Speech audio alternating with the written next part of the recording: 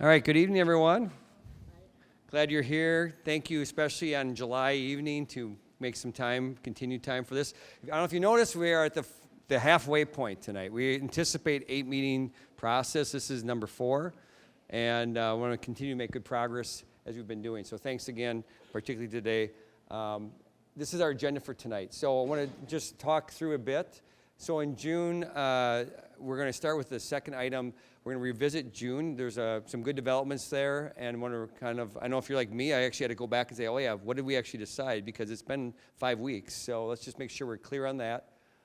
And one of the things that happened is you gave us input as a group about, could we also be on the survey factors that would be inputting some of your deliberations about consolidation options? Could we also think about maybe some of the policy parameters that are in around facility use, et cetera. So the planning team's used that feedback from you since the last meeting and is actually going to share that. So Dr. Engel in item 3 tonight will be sharing kind of some updated ways of looking at both the survey factors that are most relevant and from the community that they valued, alongside some of the one from the actual policy of the system around facility use. Again, so good input. You're going to see some of the response to that input from the group. And then what we're going to do in item 4 tonight is we're going to have you at table teams look at the options that continue to kind of, as we go narrowing through all the potential ideas, looking at the options that are still kind of on the table, if you will, from the May and June deliberations. We keep on, taking it all and trying to get it ever more workable. You're going to take those options and then align and then apply not just the survey factors this time, but also some of the policy ones that you're going to see and see what makes sense. So again, we hope that gives us even a more, I think part of it is just how do we think through it all, and then how do we also try to work with a really competent and thorough way of looking at a continued refinement of the options as we go. After the table teams, we're going to get into a full group discussion. And I just want to say up front where I think it might go tonight. I'm not sure, but again, you're going to let me know because of where the group is. That's how we do this. Is I would like to see if we have an ability to narrow even further. Like we have right now, depending on how you count it, 7 or 8, maybe 10 options. Is there some way we can get it down to a smaller set of things? Whatever you think that's ready, but we'll see where the process goes. Not that we're looking to make final recommendations by any means. I don't think we're there. But again, it's helpful if we can continue to say, okay, so now based on this, do we have a smaller set of things? Because again, as you get in a smaller set, you can get deeper into the analysis and then feeling even more comfortable about where things are. So if you're ready for that, I'm gonna see if we are by the end of tonight. We might use dot exercise to see what's out, where people are, what have you. And if people aren't ready, then we just go with that. The other thing I want to know, regardless if we're ready to narrow or not, is what you see under 6B, which is the idea of, do you have any other needs for information, whatever, to help keep working this through? And maybe, sometimes just naturally things come up as you're working through the analysis. So again, thanks for the input. That's kind of where another responsiveness to what you're saying as we keep on working through the process. And as always, I'll make sure we get us on our way by 8:30 or sooner. Okay? So any questions on the agenda before we get underway tonight? Wonderful. So again, I just say this, we have some people are just paying attention here in person, or again, we always record these and they're on the district website. So again, I'm Joe Schrader. I don't live in the community, but I've been hired to help facilitate this process. And then you can see the folks who are on the committee and folks here. Again, they all are community residents, et cetera. And again, advisory group to the school board about facility needs and some tasks around various pieces. Tonight we're talking about potential consolidation of elementary facilities. So our norms again, so we've been using these for, now it's our 4th meeting. I want to pull a couple out for today that I think will be particularly important. We're going to do a lot of talking today at your table and in the full group. So again, I would say most of today's meeting is you discussing things, which is, again, where we are naturally now. As we said at the start, there's a lot of information load, first meeting or two, and then as we get into this, there's more and more discussion and deliberation. So please share the air at your table in the full group. Just be aware of that. That means for some of you, you might want to speak up because we don't hear your voice. Other folks, it might be like, just let someone else talk, right? So share the air is a big one. Always the one right below it, number 6, I believe. Please think about, make recommendations and for the benefit of all the district students. That's what all our application and our responsibility is. And then I just want to make a point to how we make decisions. So tonight I said we might see if there's an ability or an interest feeling like we're ready to actually start continuing to narrow from 7 or 10 to actually something less. We won't figure that, but when we get to that point of the conversation in our table teams, particularly our full group discussion tonight, the way it'll play out, someone might say, like, again, I'm ready. I think we're ready enough to at least not to get it down to a smaller set. And here's why. And someone else in the room might say, I'm not ready. Here's why. And so that's kind of a natural thing. We'll hear different perspectives, and we'll make sure that everyone has if there's different perspectives in the room, they have a chance to be heard. But if there's nothing else to share on that topic about we're ready to narrow it tonight or not, then I'm just going to ask, so where's the will of the group with this? And then we'll see where the will of the group is to see if we're going to go forward or not. So again, I just want to come back. This is probably maybe one of the first times we're actually going to use that norm. We haven't, there'll be points where we have to figure out what's in the room. And if you aren't ready, then we aren't ready. I'm also going to try to always, we want to be expeditious without rushing, like we've said before, because again, we have a good amount of work to do by November. And I don't want to tarry unnecessarily if we're ready to keep on working through. So we'll see what's in there. I think you'll have to all see how the process works tonight, too, with the new information from Dr. Engel and how you table teams go. But that's kind of the way we'll move forward. Is that making sense? Making sense, again, how the norms play out with our decisions? Again, I'm from Switzerland. You're going to tell, I don't have a horse in this game. I just want a good process. I want to make sure we follow our norms, and that's how we'll play it out. Okay? So with that in mind, let's just kind of remind ourselves where we were in June and some things that developed. So if you remember, the first thing we did last month is we had Bill Foster, partner for school perceptions for a community-wide survey, and he was giving you what the findings were of the community-wide survey.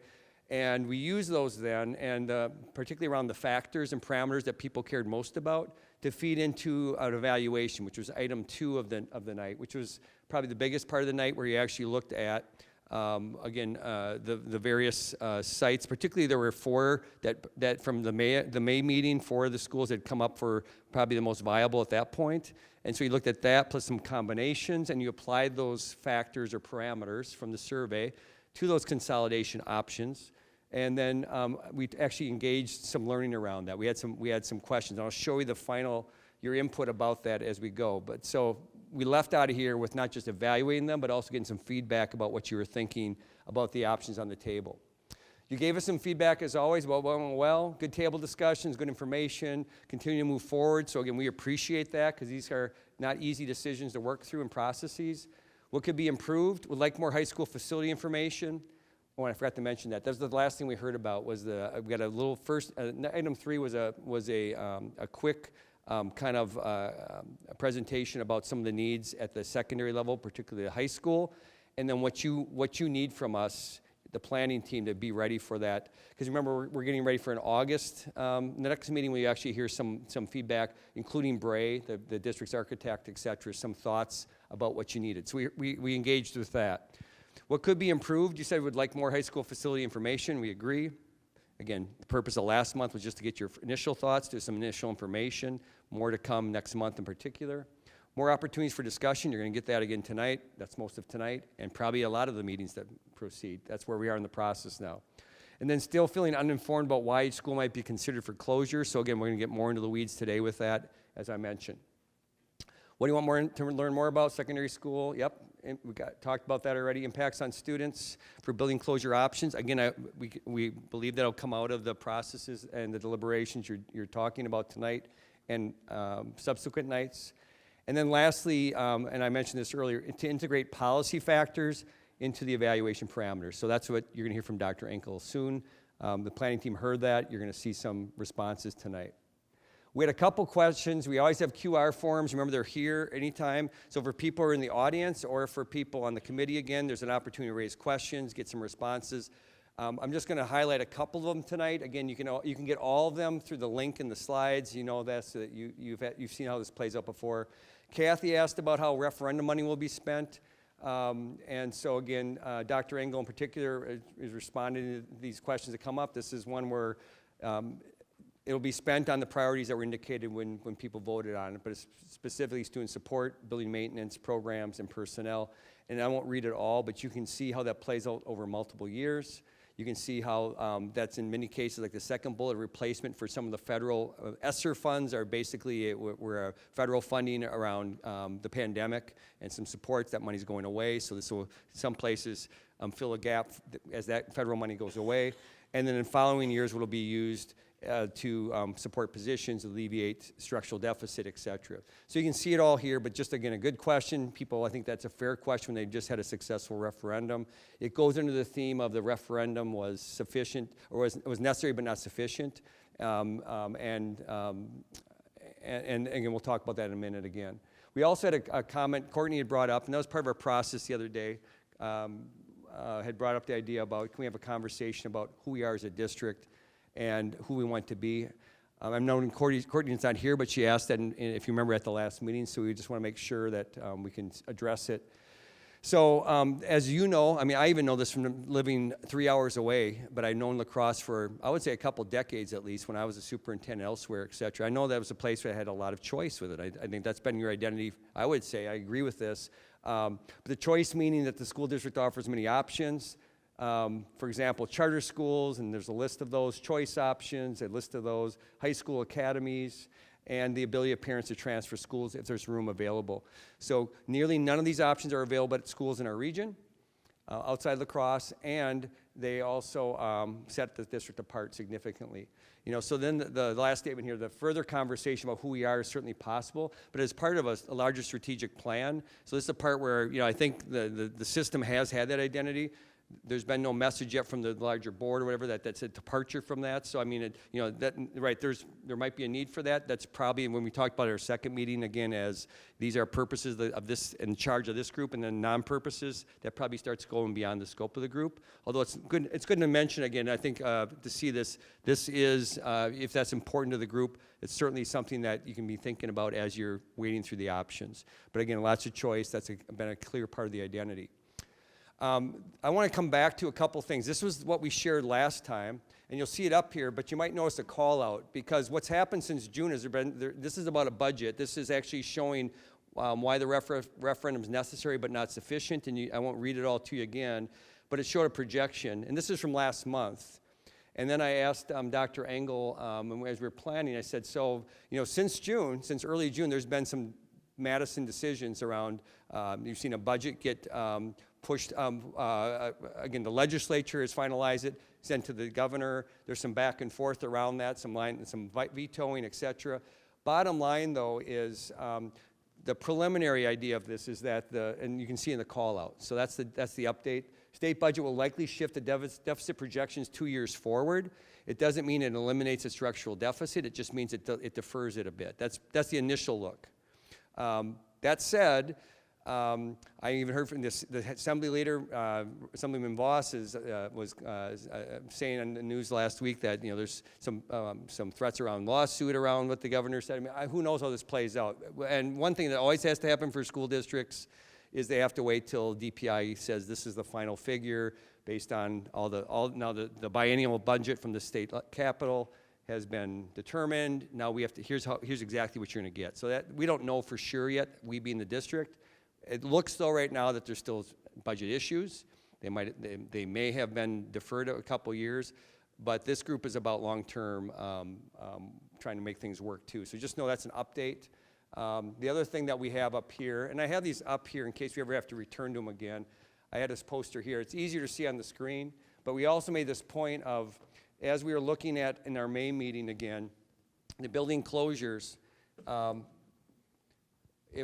that's what consolidation would mean, is going from a larger number of schools to a smaller set, and there's some not just needs for it fiscally, as we just shared again. So you know, there's some reasons that the district needs to look at this very seriously, but there's also some potential educational benefits, as you see up again, is here as well up on the screen. So again, these are things I want to remind you of. They're in the slide deck. I think I've talked to Dr. Engel. I think they should always be in your slide deck because you might need to think about that. Like, what's the right amount? What's going to be needed? You know, is it one school closed, two school? There's lots of things to think about, but these are a couple of the most salient pieces as we get there. A summary is this, though. In fact, again, I said this last time. To me, this is the summary of kind of the first three meetings. Why consolidation recommendation is needed. There's three financial reasons, because there's ongoing declining enrollment, and that's not looking to shift. Significant financial challenges, even with successful referenda, and even with some of the budget developments in Madison the last few weeks that we just talked about. It's just, there's still deficit issues, there's still structural problems statewide, and it's just deferred. They won't go away, it seems, at this point, those budget problems. Then excess space in district buildings is another reason. Instructionally, as I just was mentioning, the things you see on the slide are a summary of some of the benefits that could happen. So that's the part where, yes, there's some financial need, there's some population shift needs, there's some excess space needs, but there might be some benefit as well as maybe a silver lining if we have to do this, which it looks like there's a need. This is the last thing I want to show from last meeting then, as we kind of revisit and get top of mind some of the most salient things. This was a cleaned up version of what we had up on the wall. I had it here, like, remember you all talked at table teams, and the first question was, do options A, B, C, and D, which related to some of the schools you'll see later today again, do those still seem viable? 3 said yes, 1 said they weren't sure yet. That's basically, if you remember that. And then some called out a few. So there's a few where you'll see times 3. So 3 tables of the 4 that we had that night said yes. What other options could the committee consider? You see the names here. And then, do any of these options seem more viable than others? And you saw particularly Northwoods popped up 3 times. You saw, again, you see where it's just times 1, that means 1 table said it. That's just a reminder. And where it's more than that, more teams actually said it as well as part of their individual deliberations. So what we're looking at tonight, so when you look at, there's going to be a table. So you're going to get, in a moment, we're going to have Dr. Engel talk about, respond to the feedback about incorporating some of the policy factors along with the survey factors into the analysis tonight. And what you're going to see in the table that's going to be created is actually trying to use what you had from the last meeting, and then you can start seeing what's there, and again, using the updated criteria or parameters to start seeing if we can continue to narrow through what's been processed so far by the group, particularly the last 2 meetings.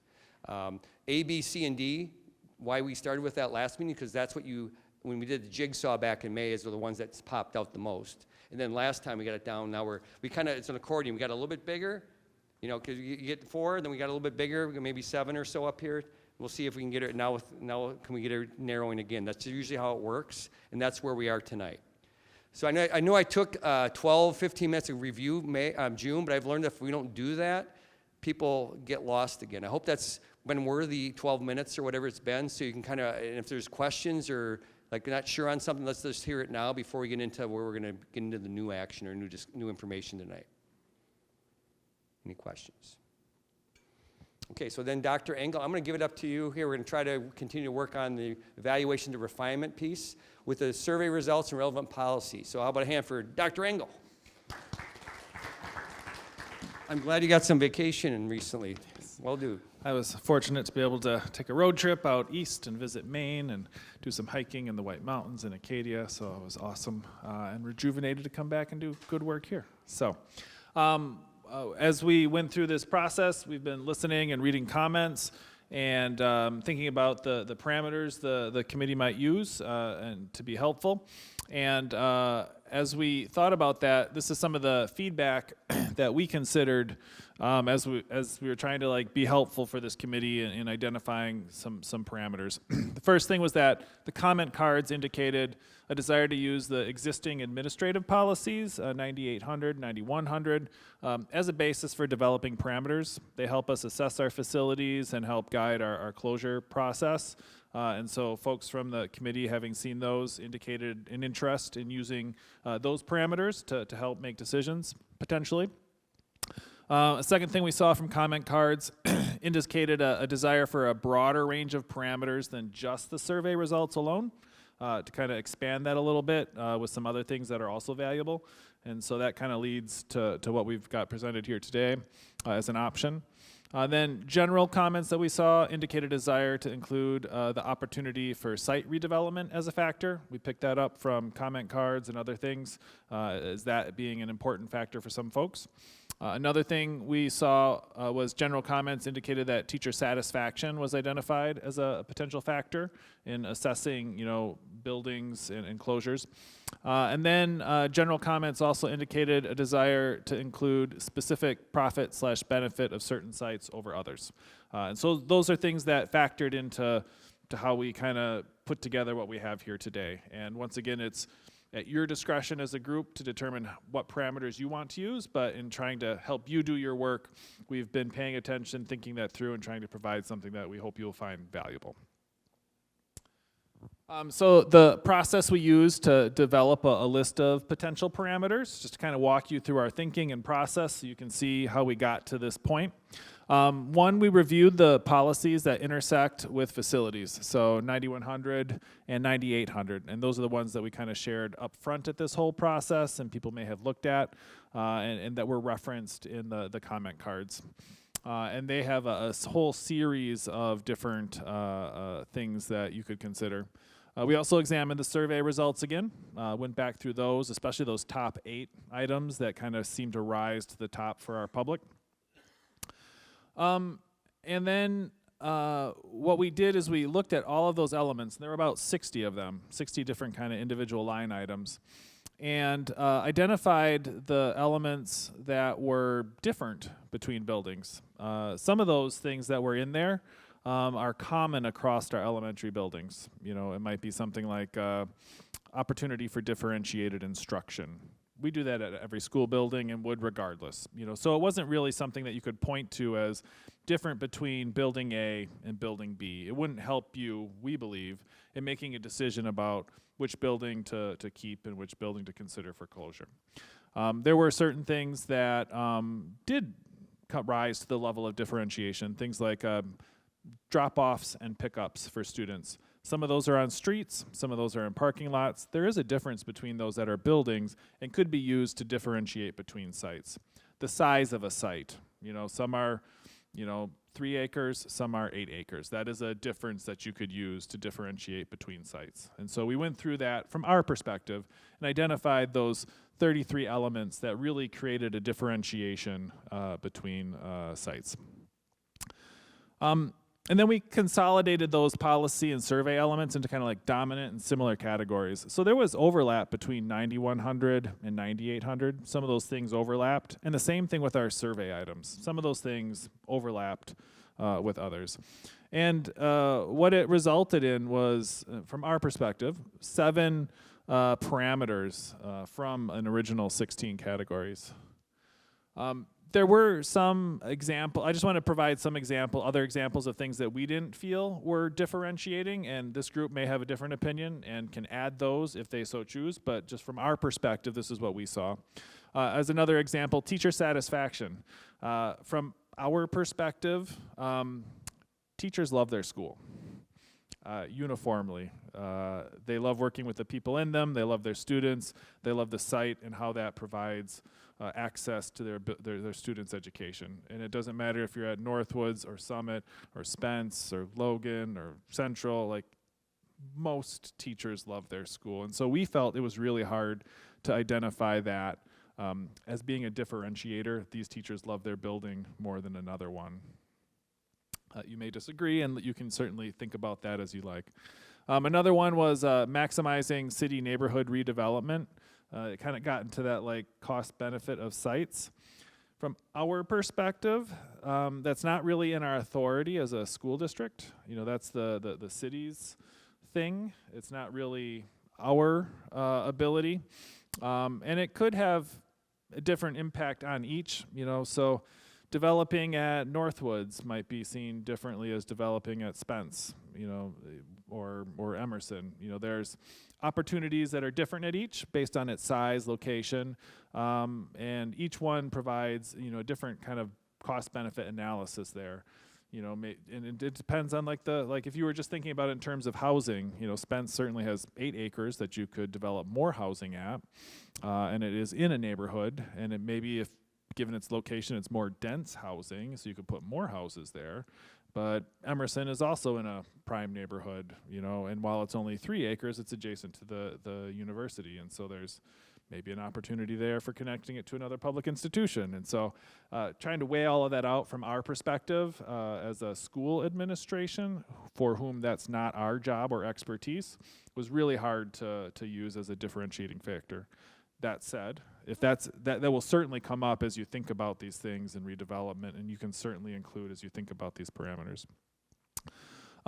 Two others that we identified as not particularly differentiating were out of the 9100 policy, innovation and best practices for teaching and learning.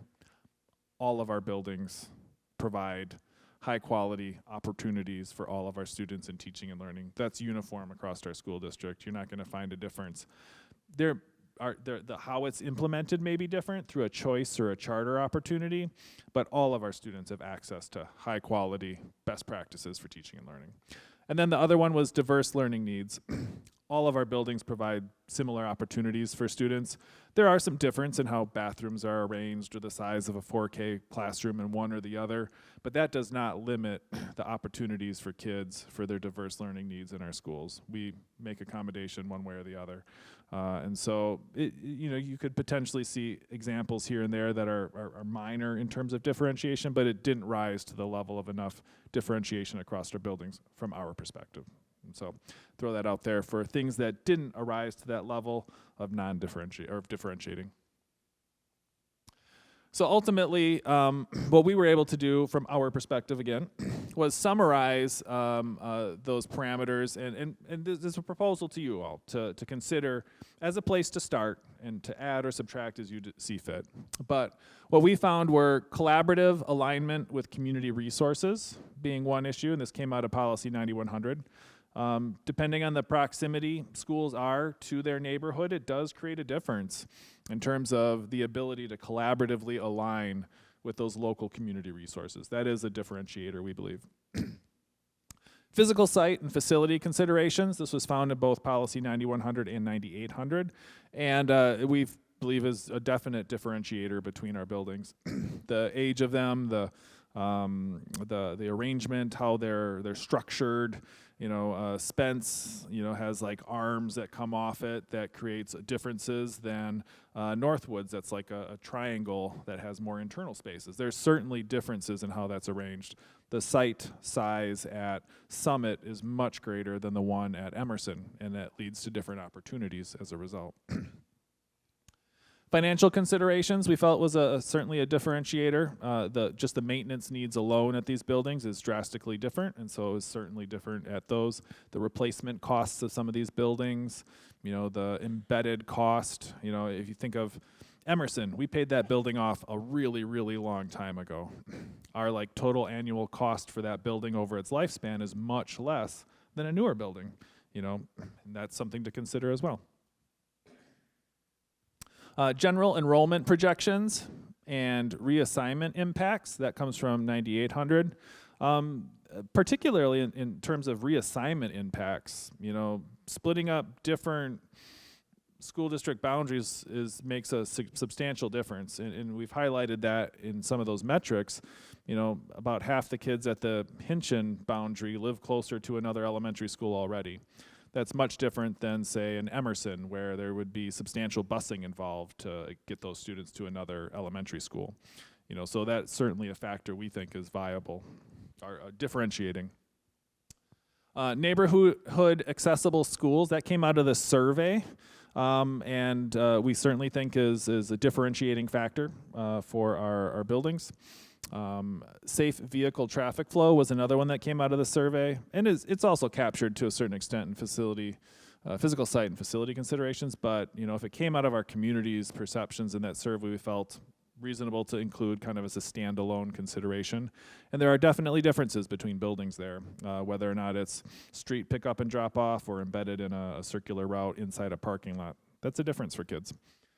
And then socioeconomic diversity was another one that came up from the survey and has been a long-standing tradition in our school district to consider when thinking about elementary boundaries. And so that is the proposed differentiating parameters to kind of, you could leave it at 33. That'd be a lot to work through. Kind of coalescing those into a smaller group and kind of thinking about them holistically, we felt would be a better strategy for thinking about the differences between buildings. And then at your table, there's this sheet with very small print. I apologize. Looks like this. It has our notes on all of these factors. We wanted to provide some of that homework for you so that you would have something to start with as you think about. And you certainly have your own perspectives on each of these items as well, but we wanted to provide something from our perspective so that you have that to work with. And as an example, so that first indicator, collaborative alignment with community resources, we primarily identified Northwoods as not being located really close to the neighborhood it serves. As a result, it is a bit of a barrier to building family and school relationships because students have to travel so far to get there, and it serves a neighborhood that has some public housing in it, and transportation is a real challenge there for families. Another thing that we identified with Northwoods is it does not align with city population growth trends. I actually found an article from 30 years ago when the building was built that indicated that there's only 50 students that live in this neighborhood, and it may increase in the future, but we're not sure if it will. There's still only 50 students that live in that neighborhood that attend that school. So we don't anticipate future growth in that area. It hasn't happened for 30 years. It doesn't look like it's going to happen in the future. And then Northwoods location prevents it from maximizing it as an asset to the school community it serves. And as an example of this, it is the one gym space that is not used as much as the others. The others are located in neighborhoods closer to where kids are.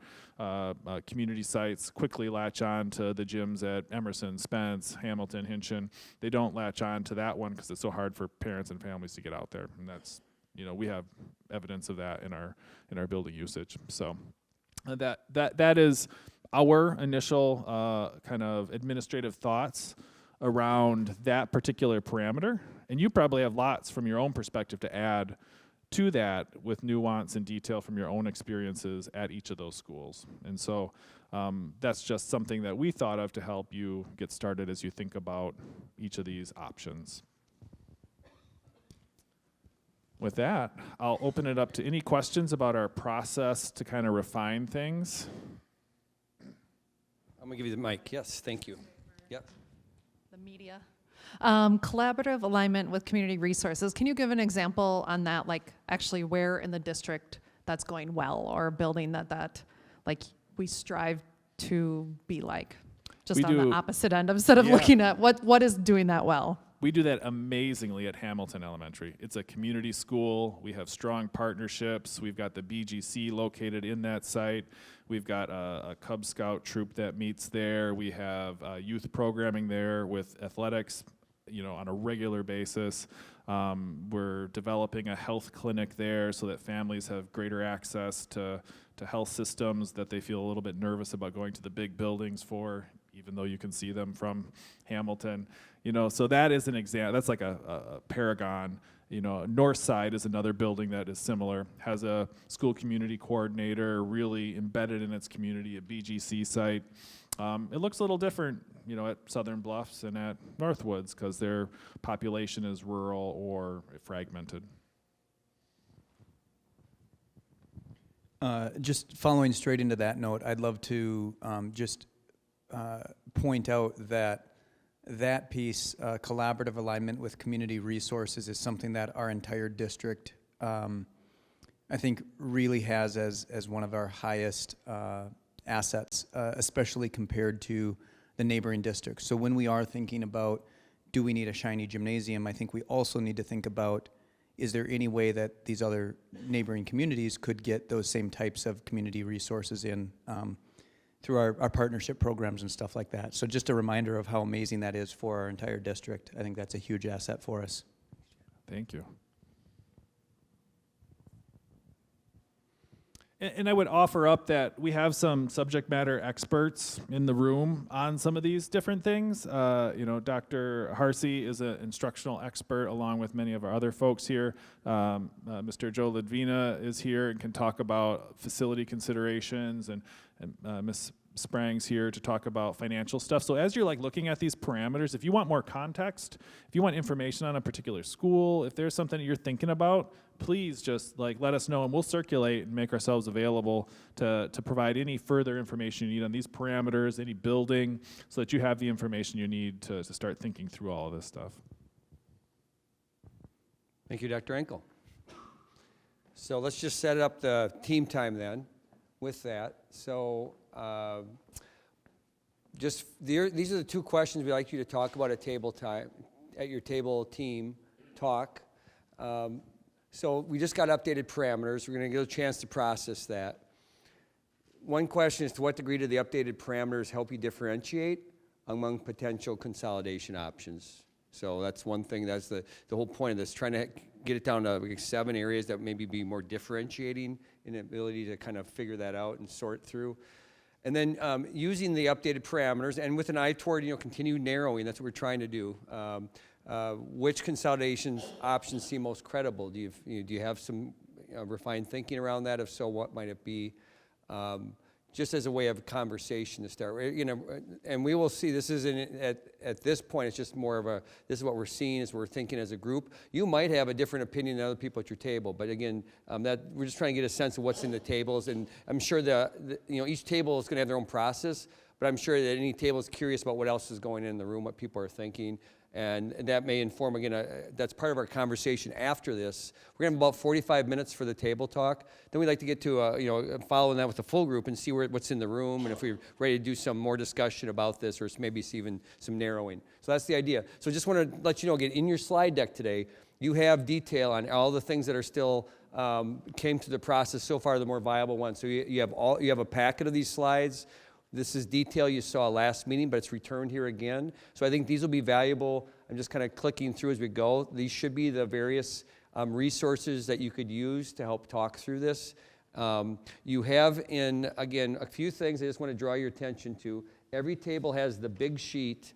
That pretty much was the slide I showed earlier. That was your feedback from last meeting. So you'll see that. So the options that are in the table, that's where they're coming from. I also want to just point out, like what you just saw here from Dr. Engel. So on the table here, this has been created. On the left are the 7 differentiated parameters that Dr. Engel just talked through, right? So you see that. Then with what he just talked about, you'll see these are the administrative notes as a starting spot for each of the 7. You'll see them clustered by the 7. I hope you make that connection. So the top cluster ideas go to the first parameter. The next cluster goes to the second. So if that helps you at all, at least get the sense of where some of their homework was. We talked about whether we should include that or not. I said I think it's helpful. I mean, and again, it's just information for you. You can add more. You can decide it's not important. But again, that's the idea. And then lastly, we hope the table, we try to put it like you actually have. Probably, I think we had 7 options come out of here. Like when you look at that big sheet, what came out of your last work, I counted 7, but just to make sure we didn't, take something away that was already maybe in someone's mind, you'll see 10 here. So you're going to see the options from the sheet, and you'll see combinations. They're all there, and we made the table so you actually can keep notes as you go, however you want to use that. So again, just want to make sure you know what's here. So first thing we ask you to do is have a timer, have a scribe, and have a reporter. Again, we're going to give you 45 minutes once we start for this. Scribe, capture some notes behind your table. Remember, you don't have to have consensus at your table, but do report out what you talked about when it's time. And the reporter will come back in about 45 minutes, and we'll go table to table. We'll start talking through these 2 questions. That's the idea. All right? Are there questions on the task? Thanks. We'll see you in 45 minutes. Thank you, friends. We're going to grab the full group here now and try to see what's in the room with these 2 questions. So again, thanks. I saw note-taking. I saw lots of conversation. And now we have a reporter here. So Anna's going to start with table 1. So Anna, just, again, here's what I'd like you to think about this time right now. You had a chance to kind of wade in with the updated parameters, right? That's what we were doing. You had a chance to think about it over like 10 potential options that are in the table, et cetera, that have come through your process so far. I'd like you to just think about like kind of qualitatively, like where are you right now? Like, about the parameters, where are you right now in general with some of the options at the table. And then what we'll do is I want to hear from each table, and then with the idea being, I want to ask this question, and I said this at the outset today, so just know we're going to talk about what you're just, the parameters, are they helpful or not, and then if there are some options moving forward. But then I want to add, it's moving to the point of this conversation after we hear out from each table. Okay, so just know where we're trying to go. And again, if it's in the space that we feel like, we don't need to have 10, we can probably start thinking of fewer than that. We're not going to decide things tonight, but we are going to see if we can narrow. That's the idea again. So just know, that, again, the point of the report out now, you had your own conversation, but quite honestly, just looking around, people have their own sort of process based on how they're going to attack this. You know, that's how we do this. Now you want to see what's in the room, and we're going to hear about that from each, but we're going to see ultimately if what's in the full group based on to these questions. That's where we're going. So maybe in about 20 minutes, we can talk about these questions after we hear from each table. And then we'll see if people want to use some dots tonight or whatever to narrow. That's what we're going to see. That's my guess. I want to be as transparent as I can about that, okay? So Anna, let me start. She's a reporter for Table 1. So here we go. And we are capturing some notes, so thanks, Mr. Hersey, for that. All right, for the first question, we feel like financial consideration also just needs to make sure we're including any busing impact, obviously the redevelopment we talked about, and then building efficiencies into that. So we just, and when you look at those top 3, when you break down financial, we considered all that. We don't want to close a building and then it increases our busing costs, so really we move the cost somewhere else. Updated parameters.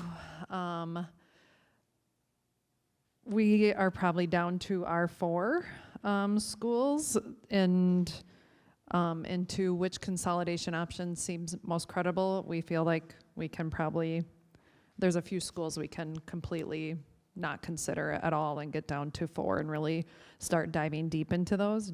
Do you want me to list that now? I know that's your next question.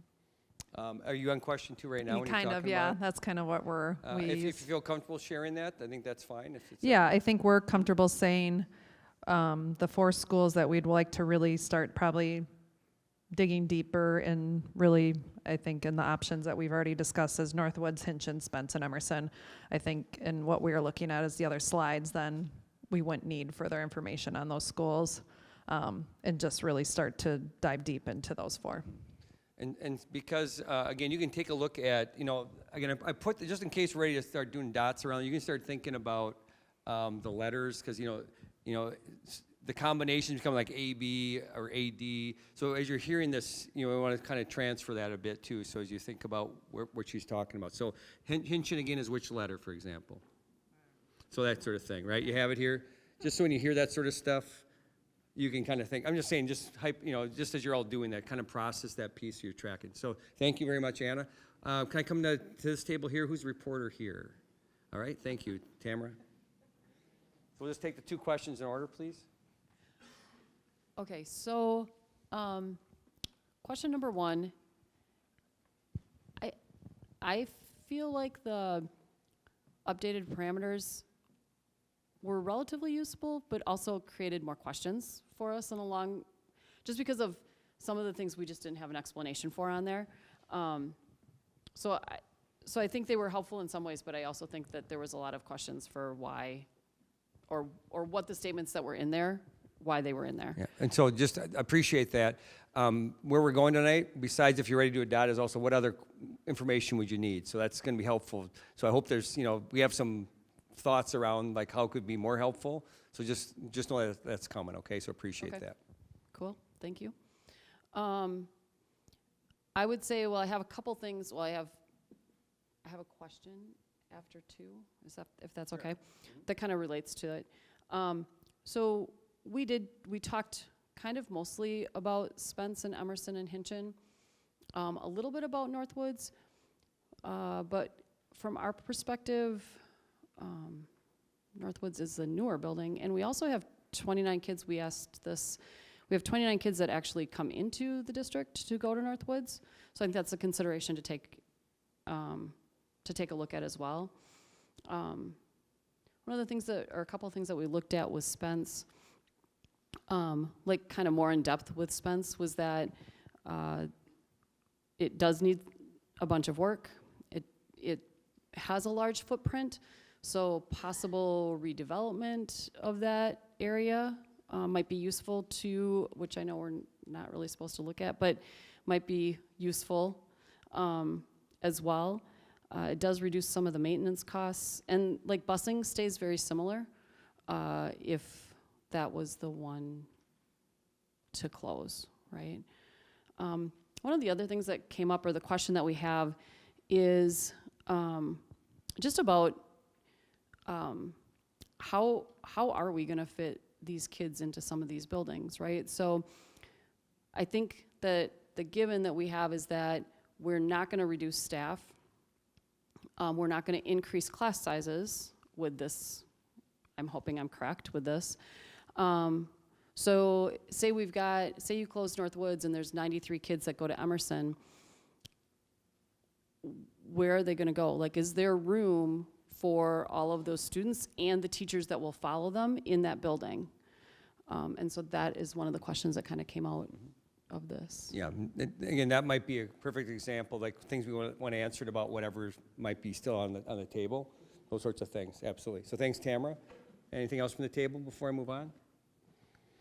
Okay, who gets the luxury of being the reporter? All right, thanks, Jed, appreciate it. All right, we either have a lot to say or not much to say, but we definitely, looking at question number 1, the updated parameters definitely help simplify the process. I think that as we discussed them, there weren't major parameters that are completely devoid or missing, and so the big topic points are kind of hit by those 7, which then become a somewhat useful tool. Although, we can't let everything rest on that. As this group kind of mentioned, there are things that we're tasked with inside the district, but we also still have to acknowledge that we're also community representatives, and the community is larger than the district. So as we look through, we tried to build a structure to, analyze each building and then thus, in the future, combinations of potential buildings. And, really the standout that we found is that Northwoods has a lot of negatives towards it in that we discovered through these parameters, making it a potential candidate for closure. So, that's kind of the way that this kick of the project came through, and that's what we see, kind of in our decision or in our discussion. And so is that a combination of 1 and 2 then, Jeff? Yeah. So number 1 was Yeah. that they give us a tool, and number 2 is that using those parameters plus considerations outside of that, we can that Northwood seems like a credible consideration. Thank you. Anything else, team? Okay, thank you very much. And reporting out here, Michelle. So these parameters were helpful in being able to look at more of the data and specifically to those 4 elementary buildings. Ultimately, our consensus at our table was in the short term to close Northwoods and Hinchin as they are least disruptive as far as student population. And in the short-term solution, those 2 elementary schools would be closed. And then looking further down the road, looking at Emerson and Spence rebuilding here on the Hogan site to be able to then alleviate the costs of aging buildings. But that would then take referendum, a couple more years to do that, but then have more of a centrally located site here. Thank you very much. Anything else from the team? Okay. Appreciate the process, the follow-up on that. What I'd like to do is talk a little bit more about what you saw here. So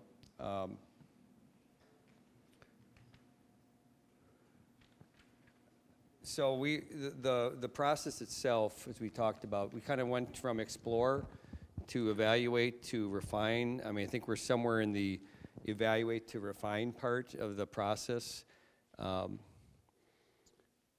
And certainly, there sounds like there's some narrowing that's happening at tables.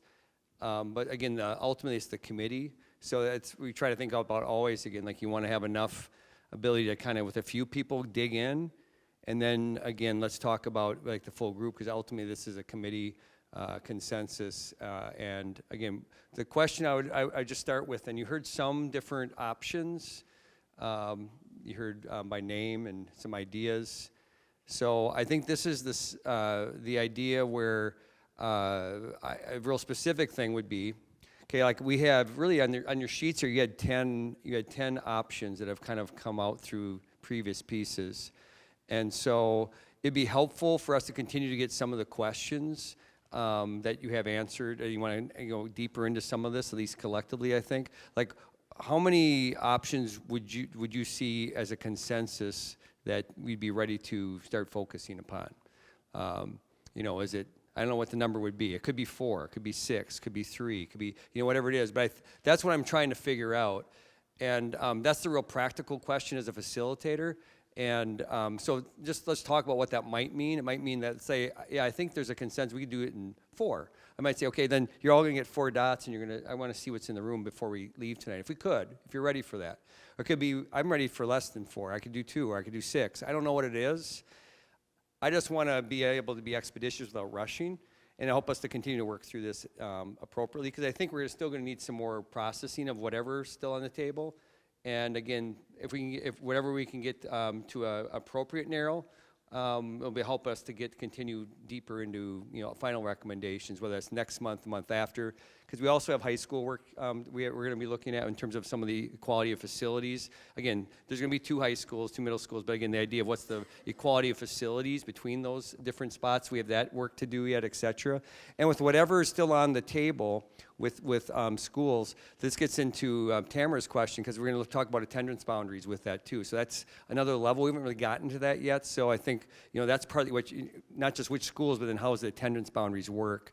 Those are all parts of the tasks of the group. And I'm mindful of those things with the 4 meetings after tonight. So, not that we need to rush, but I also am mindful that we have other work to do, the attendance boundaries with the final recommendations to this, and the high school or middle school kind of equality of programming and experiences there that we're trying to do as part of our task by November, plus a report. So, Jed, please, I see your hand up, so I'm going to give you the mic. Oh. Never. Oh, here. Maybe that's the hand I saw. I have a point of clarification. So in the chart here and on those papers, E and F are summit and replace.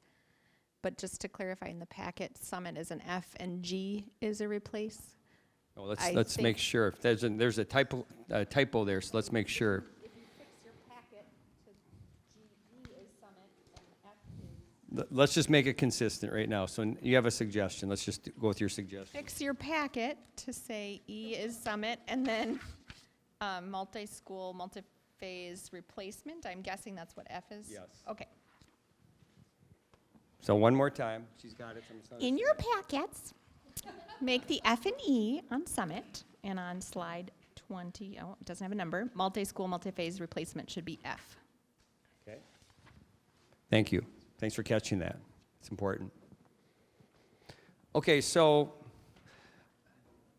can we get into talking about some of the options that were raised a little bit more? Like we heard some of that.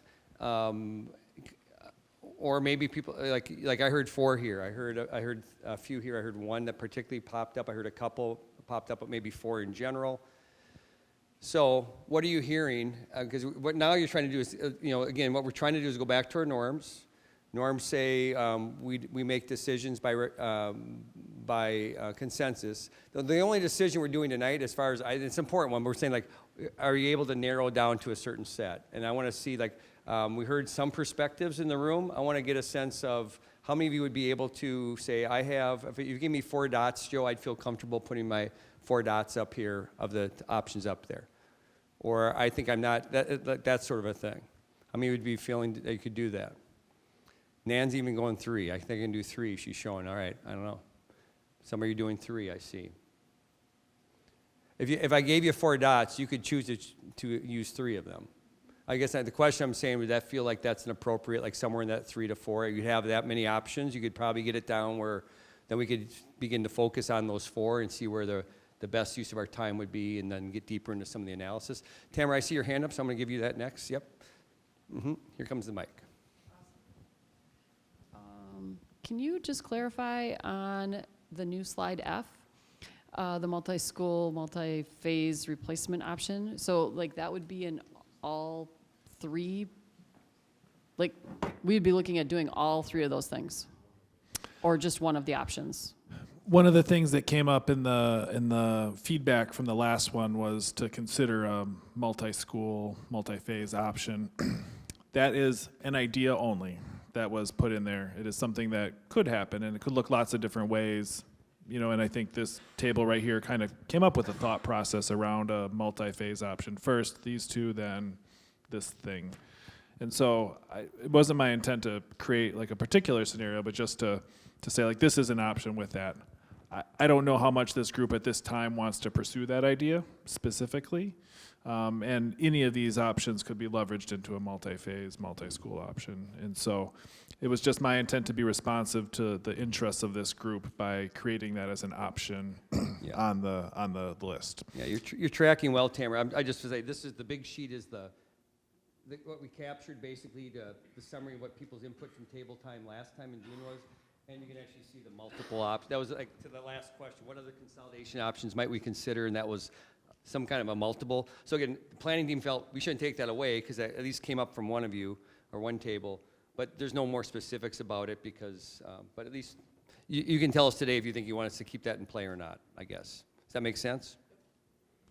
And it can, even if you just pick 3 options, that can still be a result of this process. If these are the 4 or 3 you want to focus on, you could leverage that as a multi-phase, multi-staged option ultimately anyway. But my intent of including that was simply to be responsive to the will of this group. So. Yep. Thank you for the question. Good process one. Any other questions? Otherwise, I would wonder that what I'm seeing, you can. Again, what I'm seeing from the group here, just because people are doing like 3, 4, they're showing me this. It looks like people, if I said you have 4 dots, you can use, and here's how you can't use 4 dots. You can't put 4 dots on I like option X, so I'm going to put 4 dots on that. You can't do it that way. All right, I just want to be clear. So Ed, sorry to foil the plan, right? No, I just saw it. He just did a little, he was not going to do that, but I just saw it. Thanks for playing. But you would, if you get 4, you can go up to 4 choices, 1 dot max per option that you see up there. Again, Nan made the clarification again. Okay, so here we go. So how many of you would be ready to do that now? Can I just see a sign of hands? Would that be what you're ready to do? Would you need to talk? Would you want to talk about this? That's what I want to. Again, we have time. I mean, so that's what I want to see. You'd be ready to go and do it now, and then we'll see where we are with that. You ready to go with that? Do you have a question or comment? Yeah, Paisley, sure. Yep. I want to make sure you feel ready before we do it. So that's what we're doing here, taking the time. So do we have the option of being like B and C or any other combination, or is there only A, B, A, D, C, B, C, D?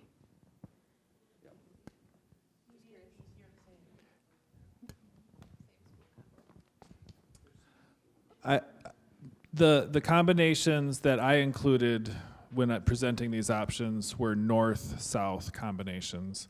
To close 2 buildings on the north side, let's say Emerson and Northwoods, so that came up as an example. That would be a real challenge for distributing students in our pathways for kind of Logan at the middle high school and Longfellow Central at the, it's possible, anything's possible. But it would create some pretty significant challenges in transporting students and getting them to schools that are nearby. And so that's why that was a choice, right? That in not presenting those as options, if this group or anybody wants to add, that's still open to any of that, right? This is your process. But that's why those choices weren't actively presented, because it would create some real logistical challenges in our school district. And with the November referendum, our school district has chosen to a large extent these pathways. And with the closure of Lincoln, it's solidified those, to a greater extent. And it could work really well for our school district. And so I just wanted to be thoughtful about the elementary results also. That said, if someone had an option that wasn't up there, and this is the point where we say, I actually think we should think of a different option. Here's why. I mean, you'd have the Florida ability to, see how that plays out with your group. So just know that. Jed. So one of the things I personally I was hesitant to raise my hand and say, yeah, 3 or 4 or whatever, but so I personally feel like I could make some decisions based off the information that I know. One of the things that I'd like to point out and that we actually consider is that we're about 50% of the committee is here, and the committee struggles to accurately represent our entire school district. And I think that there's a very clear risk right now of one of the there are a number of risks out in this process, and there's risks to our committee to being a scapegoat at some point. I think there's risks to the school district for. I think that the risk of not building trust is out there. I think, you know, based off the last few years, I think that that's not a surprise to anybody. So I think we have to acknowledge that risk. And then there's the risk to our community for the true impact. And to the point that was made based on our survey, the data may prove accurate from our survey. Doesn't mean that the survey did a great job as a tool of building trust if lots of people didn't respond and be involved. And so I feel like I can put stickers up, but I would like to have a discussion about the risk management for some of those situations going forward, because if this comes, you know, if the next step is that it's in the paper that this group decided these are the schools that are going to get closed, that's a risk. And so before we take a step there, I just want to make sure that we all know that that's a risk, or that there's a few risks associated there. And I didn't necessarily name them all. No, appreciate that, Jed. I'll get that one in a second. I think those are really valid points, and we should be hesitant. So I take my hand back down. The one that I am raising my hand to express, though, and no offense to anybody that sees item F as multi-school, multi-phase, I repeal or step back from the idea that something would come up with us building new facilities. And I think the community is going to be really struggling with that after we just had this referendum on building new high school facilities, to somehow our consolidation decision ends up being closing old facilities and building something new. And I'll give you my bias that if we were to close Northwoods and this administration building closes and gets redeveloped for something other than a school, but administration goes to Northwoods, it's a great building. It's not centrally located, but it doesn't affect as many students. I think coming out with a recommendation that ends up building new buildings is going to be not very positively accepted. And that's just as one committee member. I'm not real excited about even considering F. I think we've done enough work around the other closures that could accomplish things. The other bias I'll give is that even while Emerson could be attracted to close and could have some other things, putting a lot more students in there, there's not a lot of room at that site. There's not a lot of room for parking for teachers, for students, so that's my 2 cents. Thank you. This is what I was hoping to get, kind of the conversation of the group, readiness, where you are, thoughtful concerns. Anyone else have a comment about kind of where we are tonight? Let me try this here. So would it make, because I like to Jeb what you said, I think that's valid. That's a consideration. Would it, what I'm trying to do is help you continue to narrow and so you can get deeper into really good thinking. What if it was, the question was, of the 10 up here on the wall, if I gave you 3 or 4 to say, these are ones I don't think are worthy of us continuing to look at, or however you want to phrase it. These are ones that would be, at least we can figure out what we're still going to talk about. Would that be, it'd be a different way of narrowing, but again, it's just talking about the ones that we think aren't ones that we should be considering for possible consideration next month, month after, whatever. I do think at some point, having done this multiple times, it actually makes decision-making harder if you can't continue to try to find some ways to narrow a whole bunch of options. And you've done a good job so far. I think you've done, if I think about what's happened here, you had a few dozen options and variables you could think that you could have had, and you've been working with a smaller set. And like what happened in May, we got some ones immediately that seemed pretty apparent. Then last time, like normal, kind of accordion went a little bit bigger. I'm just saying, can we kind of get it now, like, okay, we had a chance to kind of size it up. It's been 3 meetings now. We've actually been kind of starting to use some criteria, got deeper into criteria, which you found more helpful than the first take at it, which is good. I mean, this is all good. To me, it's, again, these are hard things, but I'm just trying to step back from and try to offer some perspective on this, that I think you're doing thoughtful things. And so I'm wondering if we can narrow if people are okay with the idea of narrowing, like what would I put dots on that I don't think we should continue looking at, like next month. So maybe it's 6 things we're looking at rather than 10 or something like that. I'm just wondering if that's a way forward. And I don't want to push that. I'm just offering that as another alternative for tonight if you're interested in that. Not going to do anything that the group overall is not interested in doing tonight. So that's in the space too. So you might say, I'd rather still do 3 or 4 that we think we want to do. I'm going to say 3 or 4 that we should take off. I mean, there's different ways of doing this, or do nothing tonight. That's what I'm trying to sample in the group right now. Where's the group? I'm wondering what the group here thinks. Is there a way that we could ask the people that weren't here the same questions and as homework that they have to submit so that we get their response? I know that they weren't here during the discussions, but we could give them, whether we're eliminating some options or saying these are the options that we want to pursue, we just ask them to do it as homework so that we at least have their feedback as well. But I don't know what the group thinks.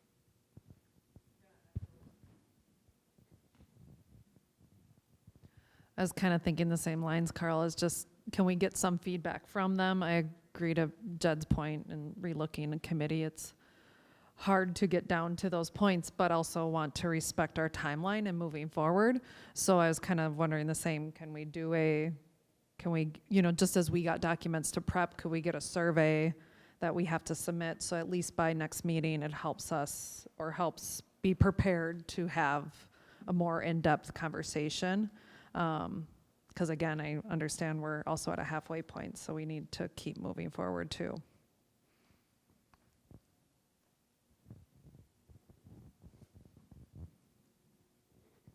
Michelle. So help me understand, if I select 3 or 4 dots or do it on a survey, right? I would then be by eliminating other options. Isn't that correct? So no matter how we do that, we should come out with some result that helps us with eliminating some options. Yeah, I think sometimes so there might be, if you're going to do 3 or 4 that remain, we'll see. I mean, just because there's 3 or 4 you're doing, there might be 5 or 6 left. I don't know how the spread's going to be. I mean, I heard from some tables, like some specific names. So I was just saying, one time, if I give you 3 or 4 dots as a facilitator, we still might have, like, it looks like there's about 5 options still in play because those 3 or 4 dots get scattered, or maybe even 6. It won't be 7 or 8, I would be my guess. Another way of doing it is, like, sometimes people are more comfortable about saying what they think is not really a viable option. So it's a different way of going at it. So I would say having the 3 or 4 that we think are the most viable, like that's probably a little bit more, I don't know if the word's aggressive, but rather than the 3 or 4 that I think are probably not viable when I look at, and we're not going to make 6 recommendations. So again, so we're still looking at lots of options. We're just trying to get narrow. There's different ways of doing it. And my point is that if I give you 3 or 4 dots, it still might be more of a spread than just 3 or 4 things because of how people have various ways of looking at the options on the board. I wonder if we should consider just doing it and then talking about the results after, and if there's at least a partial narrowing, do we feel like we can move forward? That feels pretty clear within this room. Do we feel like we can move forward? If it's not clear, do we do a survey for the people who aren't here to see what clarity arises? Yeah, I mean, it's a good question, process piece. I appreciate people wanting to be very inclusive. And I also, I know that whenever I'm in a process, I want people to have an informed process. Like you've gone through the last 2 hours. You've learned about stuff, you've processed, you've talked. I'm not quite sure you can replicate that for folks. And so that's the balance here, right? I mean, to your point. Again, I love, this is exactly, so come back to our norms. What are our norms? We make sure that various perspectives on a given matter have an opportunity to be heard, and then we see where the will of the group is. So we're continuing yet to hear various perspectives of what we could do here, and then I'm going to see, like, where's the group on some idea next forward. So at some point, if someone's like you almost know, I think maybe said, maybe we just want to do this. I would almost think we maybe want to do that. I've heard different points. So let's see where people are. So, Joe, what I heard you say was that if we're not ready to make choices of what we want, can we, as a first step, rather than survey the other people, make a choices of what we're willing to take off the table? I'll just blurt out for myself. I already expressed my opinion. I would take F and E off of this list and concentrate on the others. That also reflects what our group talked about of which ones we are willing to consider, but at least it starts to narrow and would take less precision from the others that aren't here. I don't know if that helps us any. Thank you.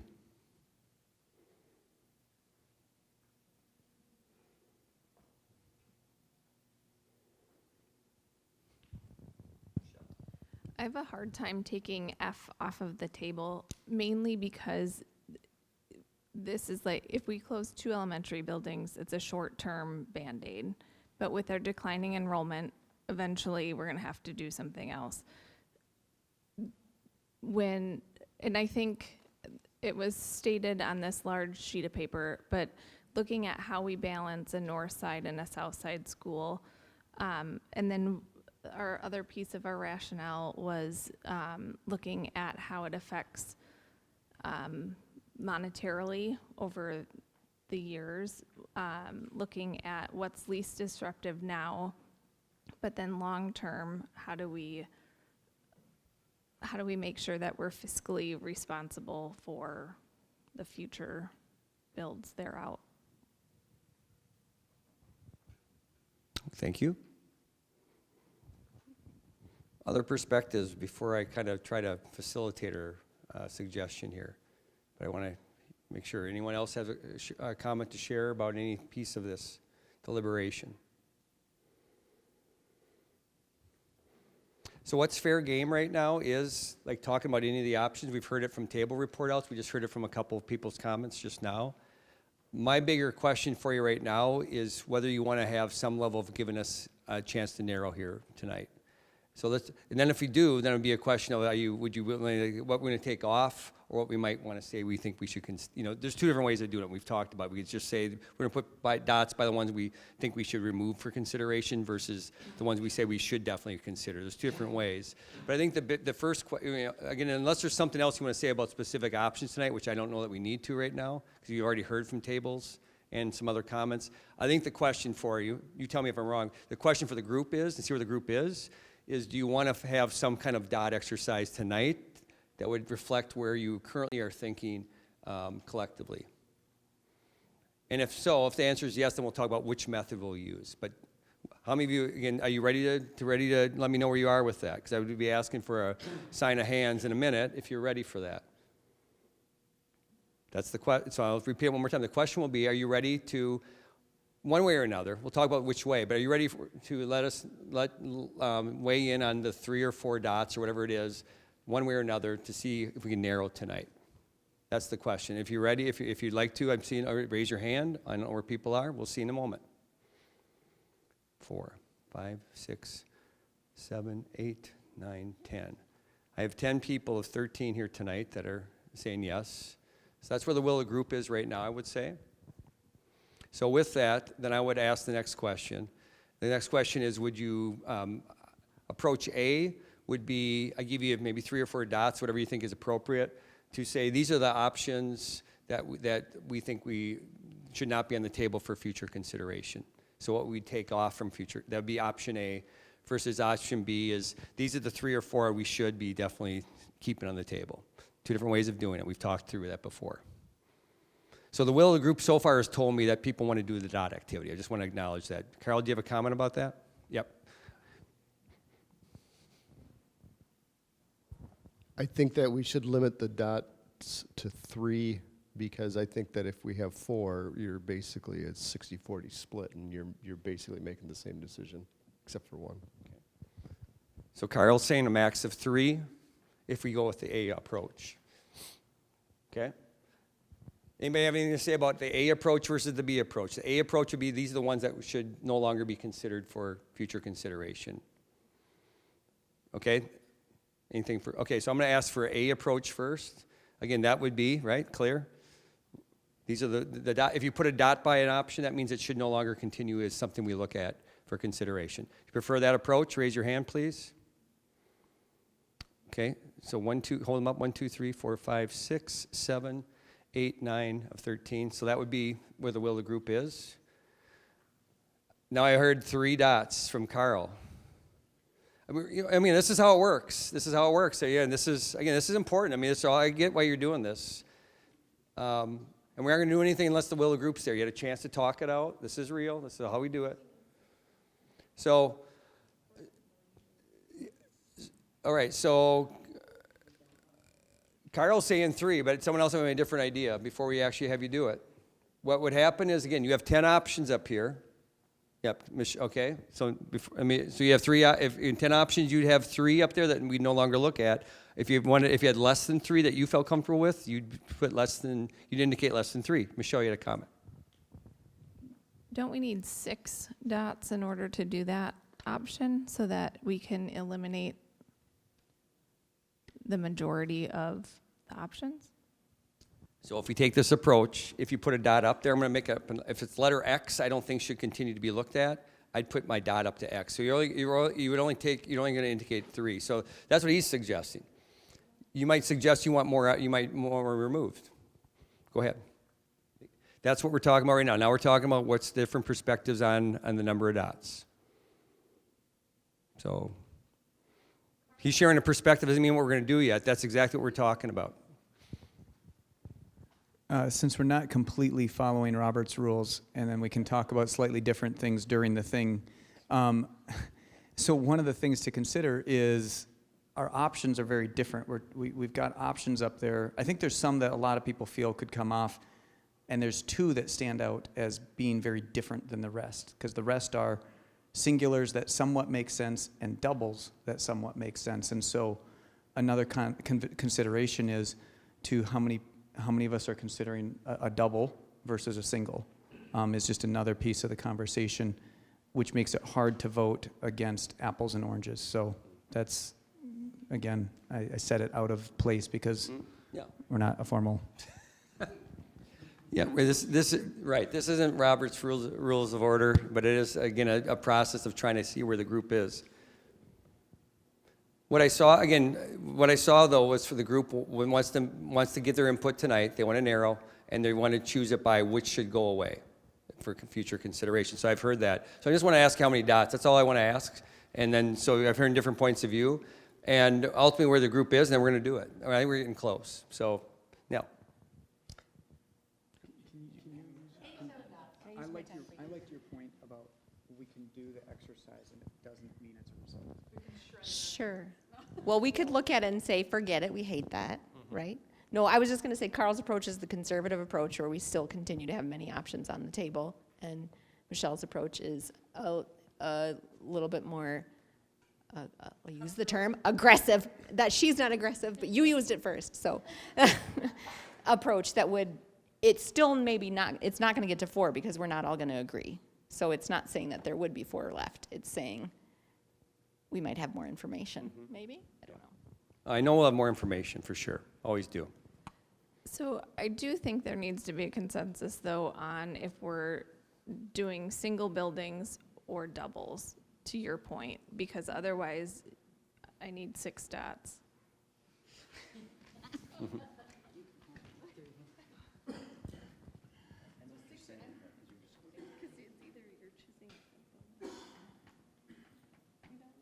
Okay, Paisley. Yep. I don't get a vote, so you got to be comfortable with how you're going to vote if you're going to do this tonight. I get it. I mean, if we just stick to the single letters, wouldn't that eliminate the doubles as well? I mean, I think we just go A through F and none of the doubles. So a comment on that or two. I heard just that you want to share that.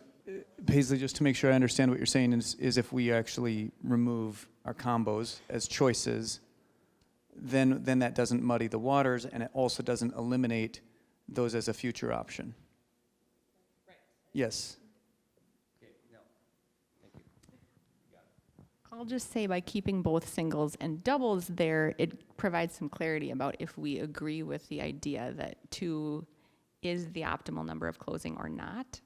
If we feel So if we feel like we're talking about individual buildings based on their own criteria, or if we're talking about wanting to aim for closing 2 buildings because that has been kind of identified through various factors to be optimal in a few ways. So opinions aside about that, having all of them there gets at that. I feel like what is like nerve-wracking about this is that like if we majority votes on doubles and not singles or whatnot, it feels like that's like that if singles are taken off the table or however that works, it feels like our I don't want to say it, like our power to compromise like feels gone. Like if I so that's where like I'm struggling. Like I'll be able to put stickers. I feel confident being able to put stickers, but knowing somewhere I put a sticker, there might be a compromise to where we could meet, or since we all are gonna have to eventually agree somewhat on this plan. Well, let me just see if I can take some of the pressure off a little bit. All right. Yeah, because these are hard decisions. There's no doubt about it. It's hard. I mean, they're not even decisions yet. They're just trying to make some thoughts about like narrowing. Because ultimately, the recommendations will be coming at some point later in this process. But here's one way of thinking about this. So you would have an ability to what Nell was saying earlier about looking this for information. We could just make it set up like this, where you're going to give a thought about right now what's either you're thinking as of now. We could bring 10 options back next week or next month, but we would also know where people, at least where they were with your thinking about which ones are most viable, and nothing's off the table, but we also have this thought of the group. That might be a way of other people to come back in next time, and yet, okay, I know they're still out there, but I see kind of what, as of July where people were, and maybe there's new information, maybe there's something. I mean, I still think the planning team could work around that to continue to help provide you the information needed. I don't want to force something. Again, you're all thinking about this well. And at this point, but what I did see, and I want to acknowledge what's in the room, is that people wanted to provide some input tonight. And I guess I was wondering if we'll just see where it is, to your point, and then we can have those 10 up there next time too, if we feel like that's where you want to be. Once you see it, you can tell me what you think once you see it.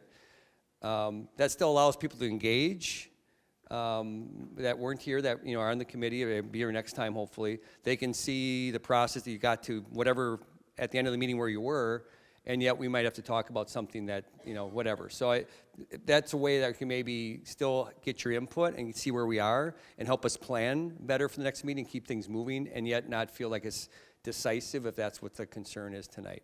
Because I hear different ways of kind of thinking about it. At this point, I'm kind of wondering if that might be the best way to go, and yet it's still responsive to the will of the group, which is say, let's get some input here tonight.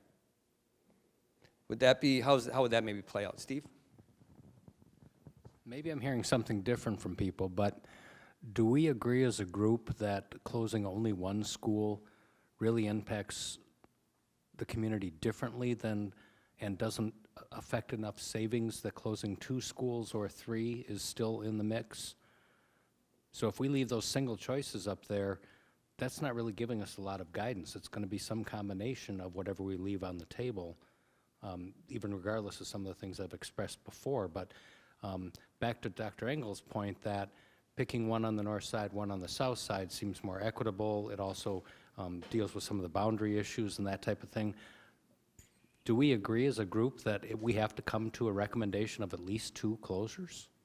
Or am I missing it? I definitely saw at last meeting that idea came up, and I think I saw it in combination, some of the options. We never quite asked it that way of the group yet. And I'm not sure if people are ready to answer that question yet, but I think that's certainly what's in people's minds. Ultimately, that to me seems like a key question at some point in the process. I don't know if it's quite yet, but yes.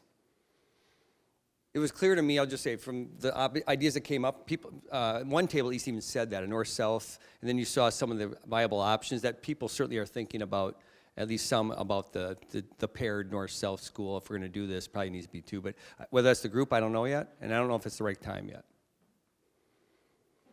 So here's the question for you. Are we ready? So what if we had, again, the dots? I'm gonna go back to 3 or 4 again. Pick whether it is. And then what I saw was, I think it's just like where you feel like are the most viable ones right now. I think I would go back to that, because again, if nothing's going away from, I'm just going to suggest that we wouldn't take it away, but we would show next time where people are thinking are the ones that are most viable of the 3 or 4. Yep. No, that's Yeah, option B with 3 dots or 4 dots. So I mean, so that we're going back. Yeah, we're going back to the. What I'm suggesting, if it's used for informative purposes, like we'll just see where people are. But you would be talking about your 3 or 4 dots will go to the ones, the options, the letter options that you think are the most viable ones for us to continue looking at, and we'll just see where that is. But we're not going to remove anything, because what I've heard in the room is that's my adjustment here. So we would, before, if you do that, your top 3 or 4 options, you don't have to vote for 4 if you think there's fewer, but you are going to pick again, I want to be really clear, you're going to go to the options that you think are the most viable, and we're still going to show the 10 next time we come back. We'll just show it with where people were at the end of the meeting. So things are still on the table, and that people that weren't here tonight can kind of engage and get caught up in that process. Okay, say a hand. And if that's not there with the group, I'm trying to help you here, find a consensus. We'll see, Paisy. I think that we Paisy's got should the go floor, back please. go back to the eliminating of them, because I think we kind of had clear choices that we don't think should be on the table, but I don't think we're at what is on the table, I guess.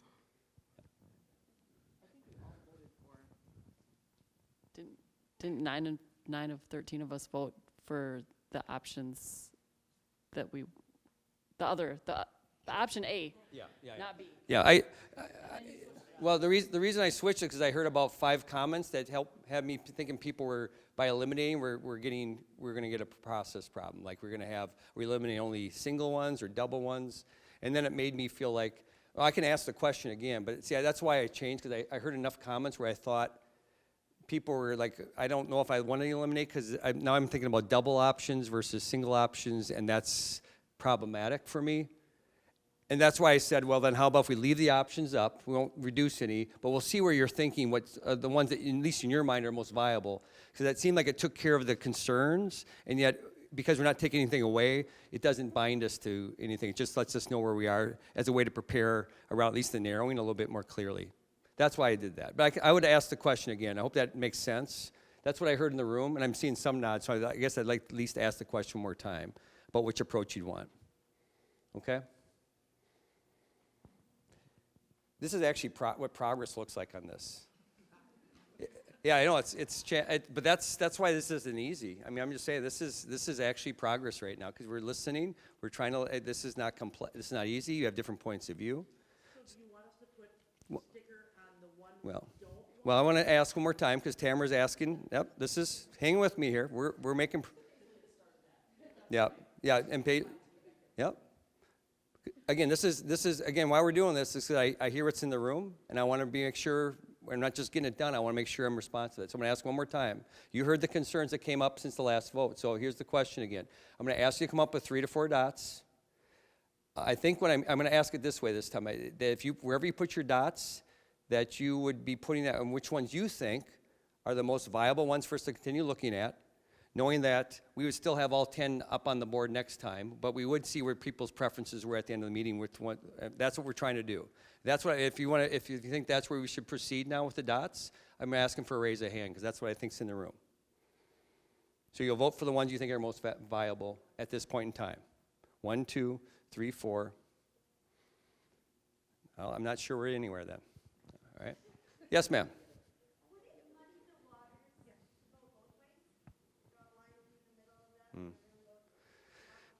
Might muddy the waters from my view, but thanks. I don't know if I wanted to. Yeah, thank you. All right. We got about 3 more minutes to see if we're going to be able to make a choice, or we're going to leave it where it is. Okay, so my thought, suggestion would be, what if we get rid of the dual options, right? The ABs, AD, whatever. We flip that piece of paper over and we go, would you be willing to look at a 2-school option? Does that make sense? And then we vote on the single ones as well. Does that make sense? So like, we'd be asking the question, are we willing to look at a 2-school option, not necessarily picking which 2 schools, but then also choosing, but then as a separate, kind of as a separate survey question, right? The other question would be those single buildings, like which ones would be more viable? I'm not sure we're there yet. I mean, we have enough time. Is that what we're doing though? I mean, like, if I'm gonna go up and put my sticker on AB. Here, I want to give you the mic. Oh, sorry. If I'm gonna go up and put my sticker on AB or AD or CB or whatever, aren't I saying, yeah, I'm willing to look at closing 2 options? So I'm just saying, rather than having us vote on all 10 of them, why not ask the question, are we willing to close 2? And then look at which single buildings stand out for us. I don't know. I think it's a great question Steve brought up too. We didn't build it in with enough process for me to feel comfortable asking it yet. So I think you're right, Tamara. That's why I'm just reluctant, because it's 8:20, and it's absolutely a question we have to ask. And I think actually it's for some people. My guess in hearing some of you talk, I'm thinking that's where you not are you okay with it. You think that's the solution probably, is that there's a couple, because I've already heard it from a few of you. So that's why I'm not think we're ready to ask. I just want to note this, and this is fine. This really is fine. I'm noticing that I don't feel like I have a consensus of where you are, and I think we should probably just put a pin in it for now, because what we already have, and we got progress today, because we already heard from folks about the criteria being helpful today, the updated criteria. And I also heard about, from tables, some ones that started making sense. We already heard this, and that can help us plan better. And I don't want to force this today for about 5 reasons I've heard tonight. And the things you said, I'm hearing, and I'm hearing about we don't have to do this tonight. I just wanted to see if you're ready, and I just don't feel we're quite ready yet. I think we will be ready next time maybe. And we'll take what you said here, and then we'll have a chance to kind of think about it. We'll have some more people in the room. To me, that seems to be the most judicious thing to do right now. I don't want to force it, because we don't have to, even though I would, and I've seen enough back and forth. We just need a little time to think through it a bit. I hope that makes sense. But I know it could be, for some of you, that's probably frustrating. At the same time, that's where it feels like where we are right now. And the reason I say that, because I don't know if you didn't see who was in the room, we had people kind of in the last vote. It was about half and half. And that to me doesn't seem like we have a consensus yet on this. And we have muddied it a bit. That's part of where we are. But to unmuddy it by just getting it done would not be smart or wise right now. And again, it was helpful today, because I know tomorrow we have a planning meeting, and we're going to look at, I have to process it, but we got, again, the updated feedback was helpful. Give us some notes. And I would like to use the last 5 minutes for you to give us, what questions do you need? What suggestions do you have? Maybe you can, if you want to put on a QR card, if you just want to leave it at your table, but we would like to, the second question, what information might you need to help us forward? If you have a suggestion, we'll take that too. We'll keep making progress based on what happened today. Fair enough? And then we'll be back here. Let me just share this. So that's the question. I'll put it back up in a second. We're back here in August. There's the information of our meeting date, etc. I'll get out of the way. So August 14th, and we'll continue to work through the process. Thank you very much. Now, Carl, one more thing. I'm going to give you the mic. Perhaps I missed this, but why is AC not an option in the double option? Because it's a north and a south side school.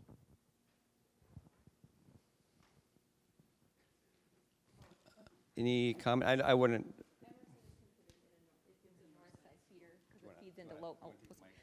Emerson feeds mostly into Logan Middle and Logan High, so it's on the south side, but sorry.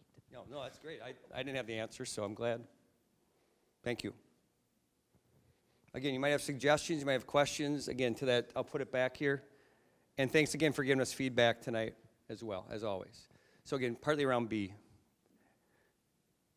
And then once you have that left at your table, we'll bid you adieu, and thanks again for, again, a very engaging meeting as we continue to work these complex issues. We'll see you next month.